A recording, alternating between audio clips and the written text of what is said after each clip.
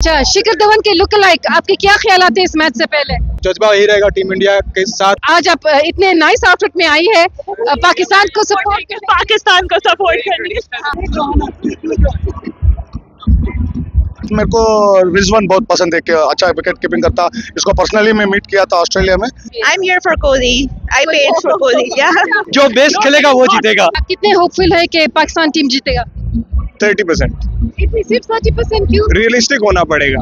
कमर उनकी लगी है बॉल की तरफ, तो जब पाकिस्तान इस सिचुएशन में आता है तो बहुत अच्छा होकर खेलता है। बहुत बेहिसाब सरप्राइज दे सकता है Pakistan, but I think India is gonna win ultimately. India इस टाइम जो है ना ओवर कॉन्फिडेंस है, वो लोग जीत चुके हैं और माइंड सेट से हम लोग हार चुके हैं, तो हमारे पास तो हारने के लिए कुछ नहीं है, उसी हार को हमने जीत में बदल देना है। ओवर कॉन्फिडेंट कैसे हो सकता है? ये गेम हमेशा लास्ट तक चलती रहती है। This is the best team in India. India Pakistan कुछ भी हो सकता है। It doesn't matter. India, Pakistan, we're all one.